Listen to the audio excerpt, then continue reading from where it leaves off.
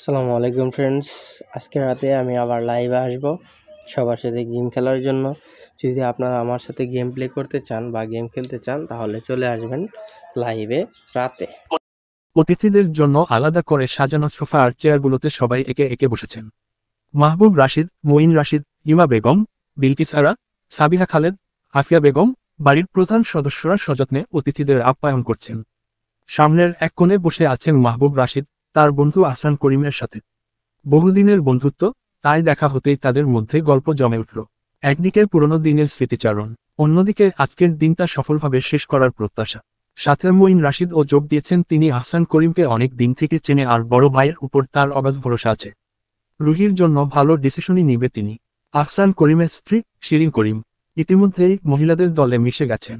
আফিয়া বেগম, বিলকিস আরা আর সাবিহা খালেদের সাথে গল্পে মেতে উঠেছেন তিনি। সামনের সোফায় বসে আছে রাহুল হাসান। রাহুলই সেই ছেলে যার সাথে রুহির বিয়ের প্রস্তাব ঠিক হয়েছে। পরিপাটি সাজে শান্ত স্বভাবের রাহুলকে দেখে মনে হচ্ছে পরিবারের সুনাম রাখার মতোই যোগ্য ছেলে। রাহুল পারিবারিক ব্যবসা সামলায়, অনেক দায়িত্বশীল ছেলে। ছোটবেলা থেকে মাহবুব রাশিদ তাকে চেনেন নিজের বন্ধুর ছেলে হওয়ার কারণে এবং দীর্ঘদিন ধরে কাছ থেকে দেখার ফলে রাহুলের প্রতি তার আস্থা আছে।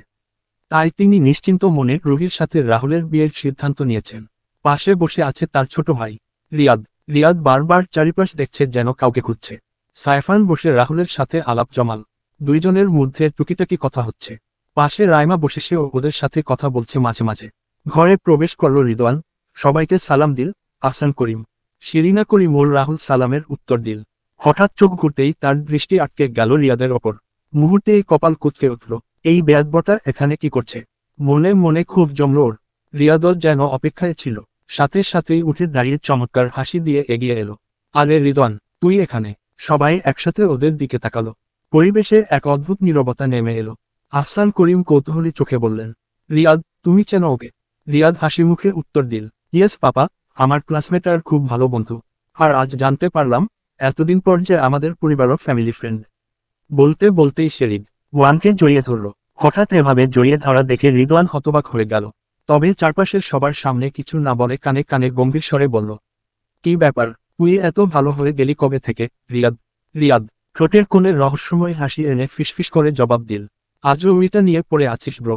জাস্ট একটা ভুল ছিল। তারপর স্বাভাবিক ভঙ্গিতে ছেড়ে দিল রিদওয়ানকে।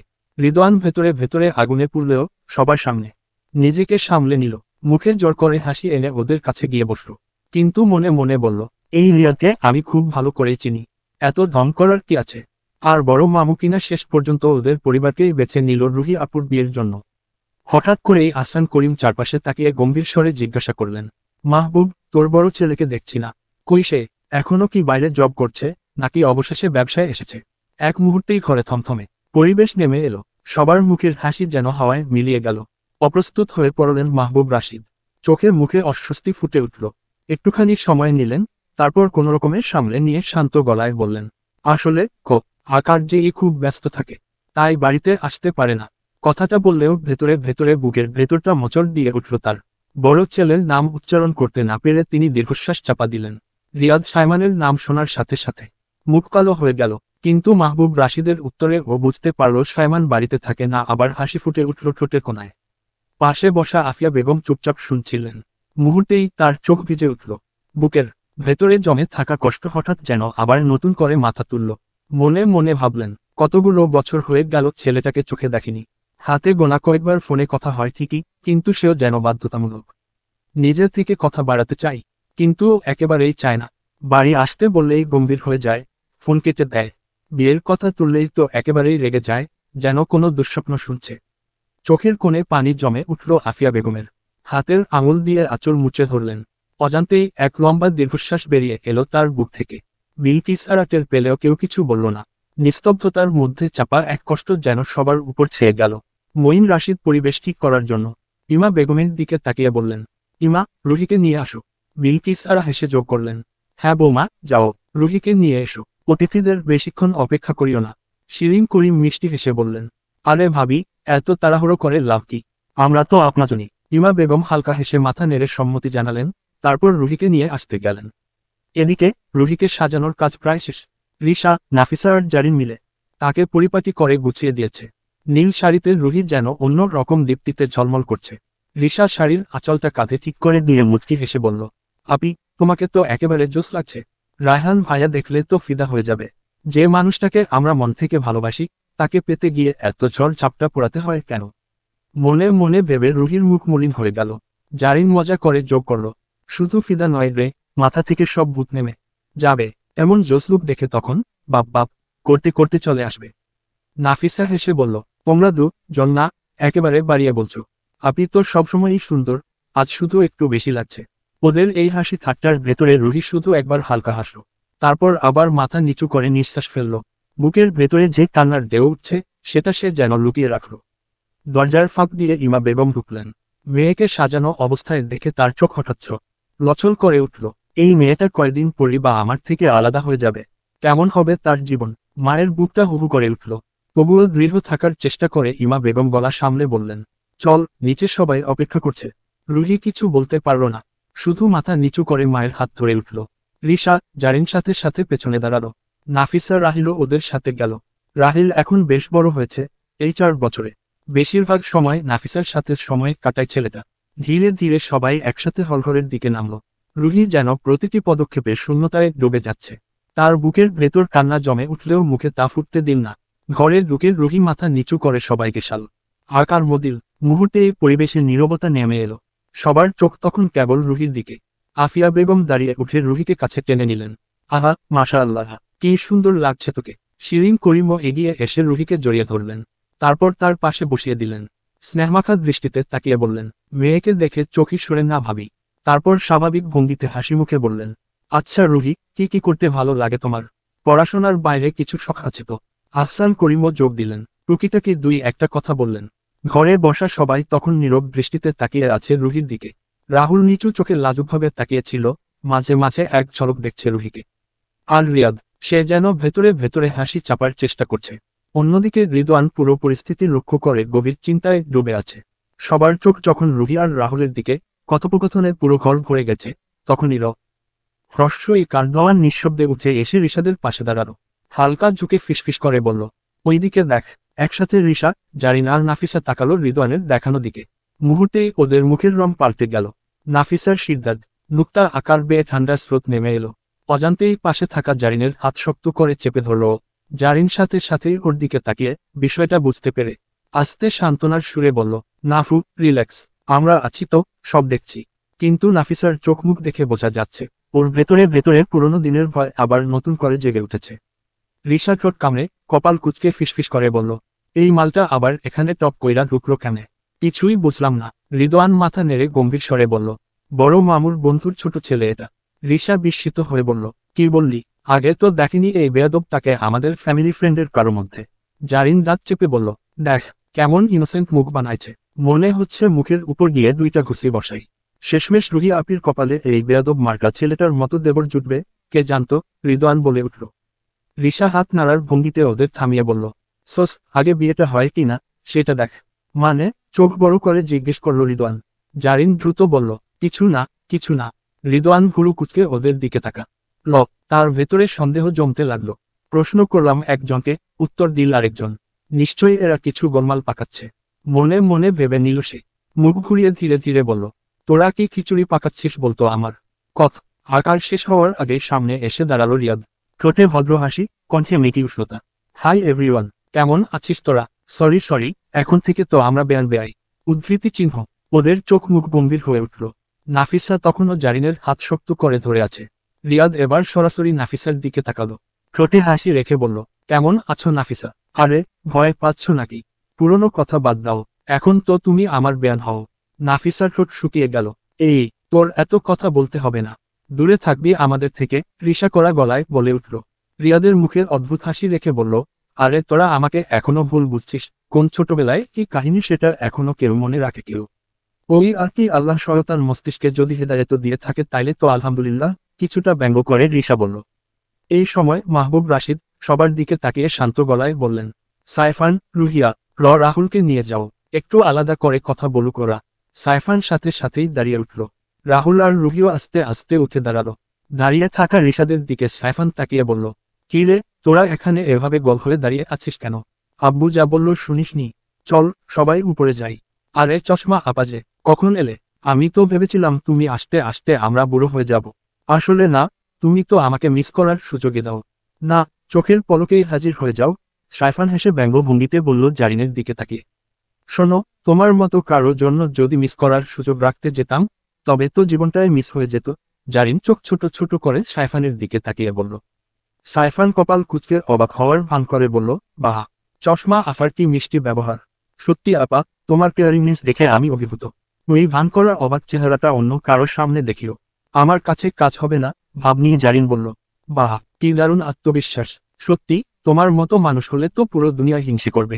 হ্যাঁ, করবে তো বটেই, বিশেষ করে যারা অহেতুক খোঁচা দেওয়ার লাইস একার নস ধরে বেড়ায়। জারিন মুচকি হেসে পাল্টা বলল, তাহলে আমি বুঝে গেলাম, তুমি আসলে আমার ভক্ত, তাই এত খোঁচা খোঁচা কথা জমা রেখেছ। সাইফান ভুরুগুচু করে বলল। জারিন সঙ্গে সঙ্গে জবাব দিল, তুমি ভুলবু চেছ, আমি শুধু প্রতিরোধ ক্ষমতা বাড়িয়ে নিচ্ছি তোমার মতো মানুষের জন্য। তুমি তো এক প্রকার ভাইরাস অসুখ। উদ্ধৃতি চিহ্ন। সাইফান ভান করে অবাক হয়ে তাকালো। ওরে বাবা, আমার অসুখের নাম বের করছো এখন? তুমি না হলে ডাক্তারদের রুটি রুজি বন্ধ হয়ে যেত। জারিন মুচকি হেসে কটাক্ষ করল, তোমার মতো রোগী থাকলে ডাক্তাররা পালিয়ে যেত রুটি রুজি বাঁচিয়ে রাখতে। ওখানে যে কয়জন দাঁড়িয়ে ছিল ওদের ঝগড়া দেখে বিরক্ত সবাই। ওরা এক সাইডে কথা বলছে বলে বড়টা কেউ শুনতে পায়নি। রিয়াদ হা করে ওদের ঝগড়া দেখছে। রিদওয়ান বিরক্তি নিয়ে এবার বলল, ভাইয়া তোমরা চুপ করবা, এখানে সবাই আছে। চল উপরে চলো। সাইফান চোখ ছোট ছোট করে একবার জারিনে রদিকে তাকিয়ে হাঁটা দিল। জারিন ও ভেঙচি কিটল। অগত্যা সবাই এবার সিঁড়ির দিকে এগোতে শুরু করলো। রিয়াদও ওদের সাথে গেল। সিঁড়ি দিয়ে উপরে ওঠার সময় মাঝে মাঝে নাফিসার সাথে সাথে গা ঘেঁষতে লাগলো। নাফিসা হসন্ত বস্তি হওয়ার শর্ত ঝামেলা বাড়াতে চায় না বলে একবারও তার চোখ তুলল না, আগে আগে চলে গেল। তা দেখে রিয়াদ শয়তানি হাসি দিল একটা। সবাই উপরে উঠল। এক সাইডে রাহুল আর রুহিকে বসিয়ে দেওয়া হলো যেন তারা এক টুর নিজেদের মতো করে কথা বলতে পারে। বাকিরা কিছুটা দূরে দাঁড়িয়ে রইল। রিয়াদ সাইফানের সাথে গল্প শুরু করল। বাইরে থেকে কথোপকথনটা স্বাভাবিক মনে হলেও তার চোখ কিন্তু বারবার অন্যদিকে চলে যাচ্ছিল। এক দৃষ্টিতে সে নাফিসার দিকে তাকিয়ে আছে। সাইফান হঠাৎ খেয়াল করল রিয়াদের দৃষ্টি তার কাঁধের ওপর দিয়ে সরাসরি নাফিসার দিকে। সাইফান ভুরু কুঁচকে একবার নাফিসার দিকে তাকালো, তারপর মুহূর্তেই রিয়াদের আরো কাছে গিয়ে পরে দাঁড়ালো, ওর ঘাড়ে হাত রাখল। রিয়াদ আঁতকে উঠল। হালকা কিন্তু দৃঢ় ভঙ্গিতে সাইফান হেসে বলল, ছোট ভাই, তোমার চোখটা কিন্তু ভুল দিকে ঘুরছে। নিজের চোখকে একটু সংযত করো। রিয়াদ হকচকিয়ে গেল। জি ভাইয়া, কিছু বলছিলেন? সাইফান ঠান্ডা গলায় উত্তর দিল, ওই আর কি, শুধু বললাম তোমার চোখ দুটো ঠিকঠাক জায়গায় রাখো। রিয়াদ ভাইবাচেকা খেয়ে মাথা নিচু করে ফেলল। মুহূর্তেই তার ঠোঁট শুকিয়ে গেল। তবে নিজের একার সামলে স্বাভাবিক ভঙ্গিতে আবার সাইফানের সাথে সাধারণ কথোপকথন চালিয়ে যেতে লাগল। রিদওয়ান দূর থেকে সবকিছু লক্ষ্য করছিল। সাইফানের দৃঢ় ভঙ্গি আর রিয়াদের অসহায় মুখ দেখে সে হেসে ফেলল। উদ্ধৃতি চিহ্ন। এই সময় রিশা, জারিন আর নাফিসা নিজেদের প্ল্যান অনুযায়ী কাজে নেমে গেল। নাফিসা আর জারিন চারপাশে খেয়াল রাখল, কেউ যেন টের না পায় তারা কি করছে। আর রিশা সুযোগ বুঝে দ্রুত মোবাইল বের করে কয়েকটা সুন্দর ছবি তুলে নিল রাহুল আর রুহির।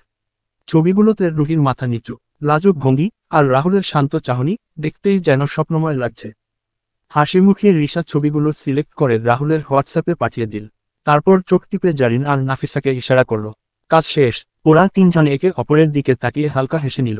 চারপাশের সবার কাছে বিষয়টা একেবারে স্বাভাবিক মনে হলো। এদিকে রাহুল আর রুহির মধ্যে টুকিটাকি কথা শেষ হলো। রুহির চোখে এখনো অস্বস্তি আর ভেতরে জমে থাকা দুঃখের ছাপ স্পষ্ট। সবাই নিচে নামলো। একে একে সবাই একত্রিত হলো। তারপর বড়রা বসে সিদ্ধান্ত নিল, রাহুল আর রুহির বিয়ে নিয়ে কোনো দেরি করা হবে না। প্রথমে ছোট করে আংটি পরানোর অনুষ্ঠান, রিং সেরিমনি হবে আগামী সপ্তাহেই। আনুষ্ঠানিকতা সাদামাটা রাখা হবে, ঝামেলা না বাড়িয়ে। তবে আসল বিয়েটা হবে জমকালো আয়োজন করে, পুরো পরিবার আর আত্মীয় স্বজনের উপস্থিতিতে। শিরিন করিম হেসে বললেন, ইনশাআল্লাহ ভাবি, খুব সুন্দর জুটি হবে। রিয়াদের পরিবার বিদায় নিতে লাগলো সবার কাছ থেকে। একে অপরের সাথে কথা বলায় ব্যস্ত সবাই। রিয়াদ যেন সুযোগের অপেক্ষায় ছিল। যাওয়ার আগে হঠাৎ করে ওদের সামনে এসে রাল ঠোঁটে ভদ্রতার আড়ালে মেকি হাসি টেনে নিয়ে তারপর একে একে সবার সাথে ভদ্রভাবে কথা বলতে লাগলো। রিশা আর জারিন বিরক্ত মুখে কোনোমতে সৌজন্যে দেখালো। নাফিসার দিকে এগিয়ে আসতেই চোখে কেমন এক অদ্ভুত দৃষ্টি নিয়ে বলল, এত ভয়ে ভয়ে চেহারা কেন করছো? পুরনো দিনের সব ভুল বোঝাবুঝি বাধ্য কেমন? কথার সুরটা যতই ভদ্র শোনাক না কেন, তার চোখের চাহনি আর ঠোঁটের বাঁকা হাসি বুঝিয়ে দিল কথাগুলোর ভেতরে লুকিয়ে আছে অন্য মানে। তা নাফিসা ভালোভাবে টের পাচ্ছে। গলা শুকিয়ে গেলেও কোনো উত্তর দিন না, শুধু মুখ ঘুরিয়ে নিল। রিশা ওর দিকে এগিয়ে গিয়ে দাঁত চেপে ফিসফিস করে বলল, এই বাল তোকে এত ভদ্র সাজা লাগবে না, তুমি যে কি বাল। একার চিরবাল আমরা ভালো করেই জানি, এত ভদ্রতা অন্য জায়গায় গিয়ে দেখাবি।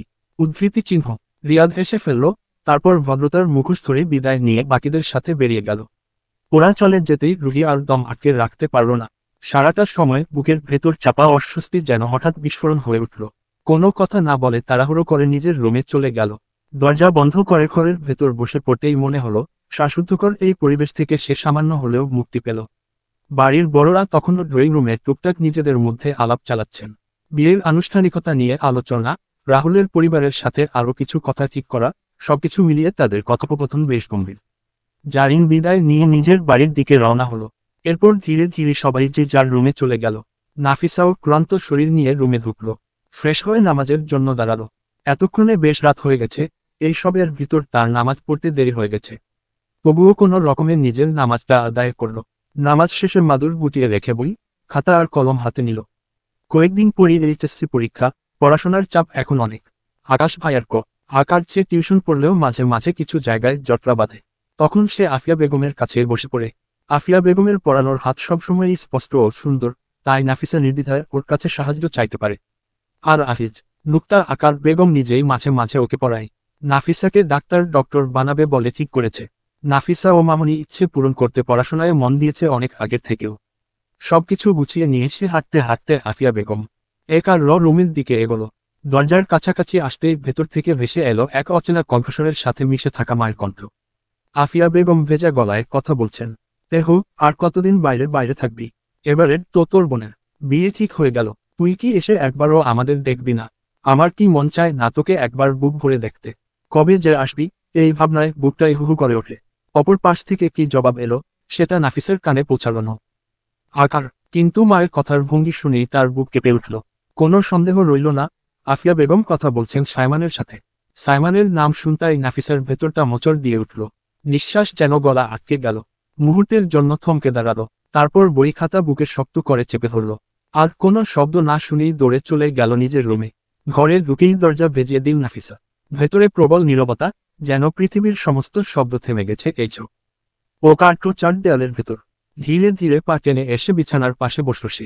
মাথাটা বিছানার প্রান্তে ঠেকিয়ে হঠাৎ করেই কান্নায় ভেঙে পড়ল। বুকের ভেতরের সমস্ত জমাট বাঁধা কষ্ট, অভিমান, শূন্যতা মিলেমিশে গলা একা। তার মতো আটকে ছিল এতক্ষণ, এবার আর তা আটকে রাখা গেল না। ভেতরের বাঁধভানা কান্না হুহু করে বেরিয়ে এলো। শব্দ করে হাহাকার তুলে কাঁদতে লাগলো। চোখের পানির সাথে যেন জমে থাকা কষ্টগুলোও বেরিয়ে আসছিল। প্রথমে মানের প্রতি তার অনুভূতিগুলো ঠিক বুঝতে পারেনি ও। কিশোরী মন কি আর সবকিছু বুঝতে পারে? সম্পর্কটা কেবল অদ্ভুত এক টান মনে হতো, কিন্তু সময়ের সাথে সাথে সে উপলব্ধি করল, এই মানুষটার জন্যই তার বুকের ভেতরে অস্থিরতা। প্রতিদিনের অপেক্ষা আর প্রতিটি নিঃশ্বাসে তৃষ্ণা জেগে ওঠে। আজ সে নিশ্চিত সাইমনকে সে ভালোবেসে ফেলেছে। এই উপলব্ধি তার বুকের ভেতরকে আরো ভারী করে তুলল। চোখ বুঝলেই মনে পড়তে লাগলো 4 বছর আগের সেই রাতের কথা।